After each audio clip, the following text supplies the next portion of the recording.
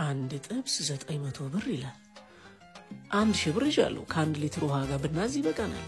እኔ ደግሞ በልቻለሁ አሁን እላታለሁ። አንድ ጥብስና 1 ሊትር ውሃ አምጣለን።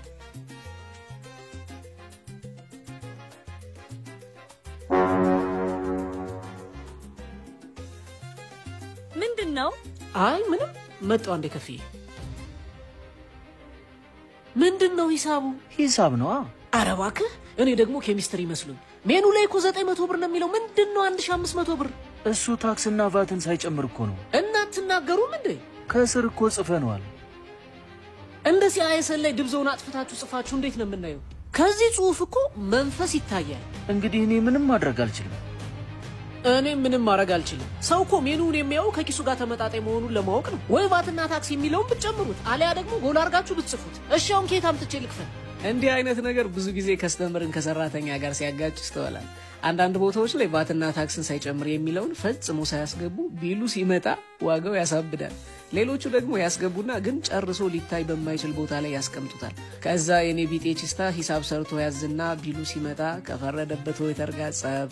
ይሄ ነገር ግን እኔም ብቻ ነው ያጋጠመኝ ወይንስ እናንተንም? ፍቅር ቶሎ በል እንጂ አባዬ እኔ ቤት ጠርቻለሁ። ሊተዋወቅህ እየመጣ ነው። መጣሁ ፍቅር ደርሻለሁ።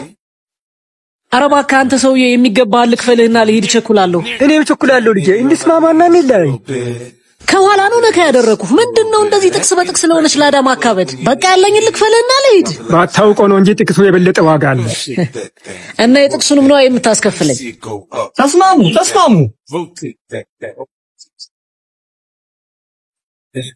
ገንዘብ ተከፍሏትም አልነሳለች። በቃ ግፋት መቼም ከኑሮ አትከብድ። ያለ እናት ብዙ ዋጋ ከፍሎ ያሳደገኝ የማልደራደርበት የመኖሬ ምክንያት ነው አባቴ ለኔ። አባዬ ነው ፍቅር ያሳደገ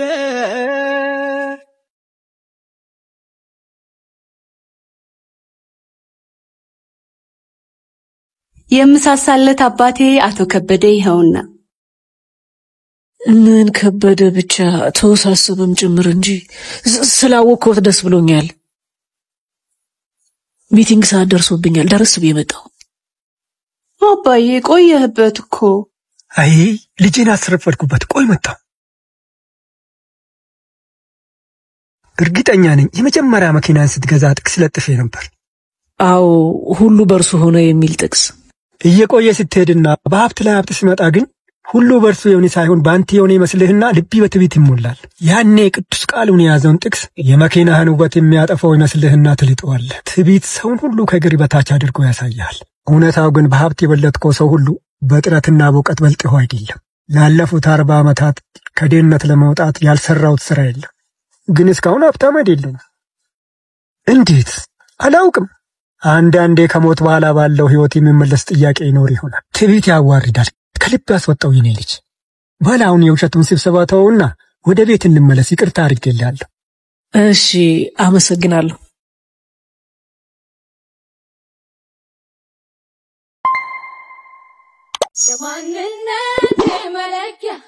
ቲቸር ፍቅሩ እንዴት ነዎት? ባርኮቴ እንዴት ነህ ልጅ? አለው ይመስገን። ስራ ቆንጆ? ጥሩ ነው ልጄ። ስራ ረፍዶብኝ ነው ይቅርታ። እሺ ቲቸር ፍቅሩ። ዶክተር እንዴት ነህ? አለው አንበሳዬ። እናትህን ዛሬ ይዘህ መምጣት እንዳትረሳ፣ ቀጠሮ አለባቸው። እሺ ዶክተርዬ። አንዴ ዞር ትል አባት። እንዴ ቲክቶከራችን ያንቺ መኪና ነው እንዴ? እና እናት ነው? አይ እናቴ እንኳን መንኩሳለች፣ መንዳትም አትችልም። ባይሆን ለሀገር የመነኮሱ ሰዎች በእግራቸው እየሄዱ አየሁ። እና እኔ ያገባኛል? ኧረ ምን በወጣሽ። እንደው የዓለም ጸባይዋ ገርሞኝ ነው እንጂ።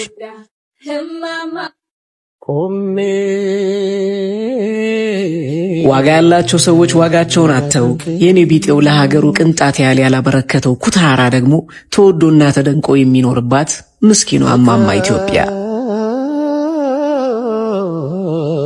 የመጨረሻ ጎላችን የስኬት መለኪያችን ገንዘብ ሆነና ገንዘብ እስካስገኘን ድረስ ክብራችንን፣ ሃይማኖታችንን፣ ሰውነታችንን አሽቀንጥረን ጥለን እርቃኑን የምናስቀር አዲስ ትውልዶች መጣን። በጣም የሚገርመው ታዲያ ይሄ ትውልድ ለሀገር ከመነኮሱ ሰዎች በላይ መወደድና ክብርን አግኝተን በየቦታው በአድናቆት ማዕበል እንጥለቀለቃለን። ለሀገር ምን አበርክተሃል ብትሉኝ አንድም የምጠቅሰው ነገር የሌለኝ እኔ ቲክቶከሩ ከአንድ መምህር አሊያም ዶክተር ጋር የሆነ ቦታ ወይ ሚዲያ ላይ ብገኝ ግን የተሻለ ክብርና ሞገስ ላገኝ ይችላል። የቱ ጋር እንደሳትን ምኑ ጋር እንደተላለፍን አላውቅም። ብቻ ግን ስተናል።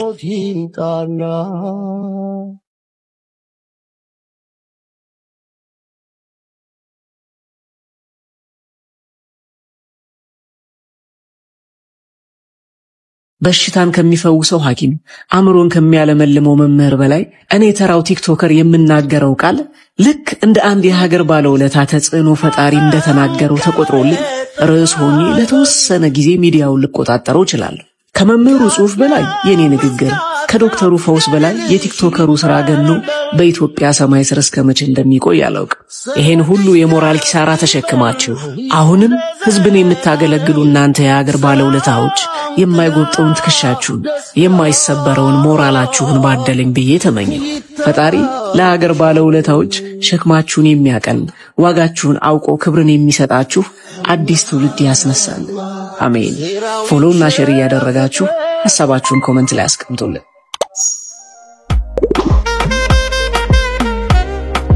ወንድሜ ቶሎ አድርሰኝ በማሚ። ምንድነው የሚያስቸኩልሽ? የወላጆች ቀን አይደል እንደምታከብሪ? ለወላጆች ንግግር እንዳረግ ተጋብዣለሁ። በዛውም የህይወት ልምድን አካፍላለሁ። ጆሮዬ ነው? ኧረ አይደለም። ቴንኪው ስላረጋገጥሽልኝ። ለማን ነው ልምድሽን የምታካፊው? ለወላጆች ነው። ተቀመጥ። ለነገሩ አንቺ ምን ታደርጊ? 20 ዓመት ያልሞላቸው ልጆች ልምዳቸውን ለማካፈል በየፖድካስቱ በሚቀርቡበት ሀገር ውስጥ ያንቺ ብዙም አይገርምም። ለመሆኑ ምን አይነት ንግግር ነው ልታደርጊ ያሰብሽው? ያው ስለ ህይወት ጣውረድ፣ ስለ ህይወት ጣዕም። ዝም። ኧረ ባርኮት ተረጋጋ።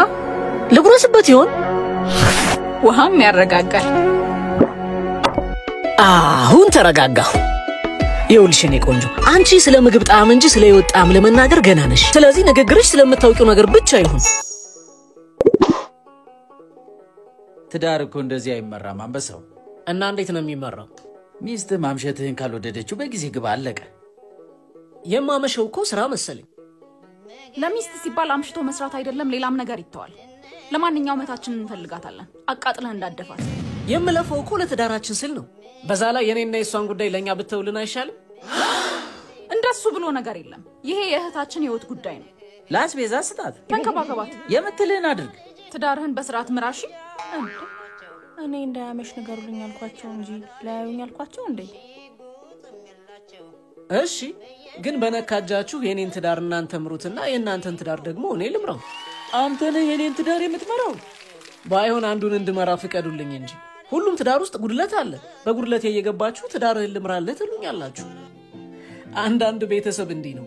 እሱና የሱ የሆነው ልክ ሆኖ ያኛውን አካል የተሳሳተ አድርጎ ይኮንናል። አለፍ ሲልም ትዳርህን እኔ ካልመራውልህ ይላል። ኖ ይሄ ቀይ መስመር ነው። በቤተሰብ ጣልቃ ገብነት ምክንያት የፈረሰውን ትዳር ብዛት ቤት ይቁጠረው። የእናንተን አላውቅም። እኔ ግን የወደፊቷ የልጆቼ እናት ሚስቴ ሆይ ቤተሰቦቼ እገዛቸውን እስካልጠየቅን ድረስ በፍጹም በትዳራችን ጣልቃ እንዳይገቡ አስጠንቅቂያቸዋለሁ። አንቺም ቤተሰቦችን አስጠንቅቂያቸውና እሺ ካሉሽ በውስጥ መስመር ጻፊልኝ። በዛውም ሲንግል ነኝ ያልኳችሁ ነው። ይሄ ጣልቃ ገብነት ግን ኢትዮጵያ ውስጥ ብቻ ነው ወይንስ መላው ዓለም ላይ ነው ያለው? ፎሎ ያደረጋችሁ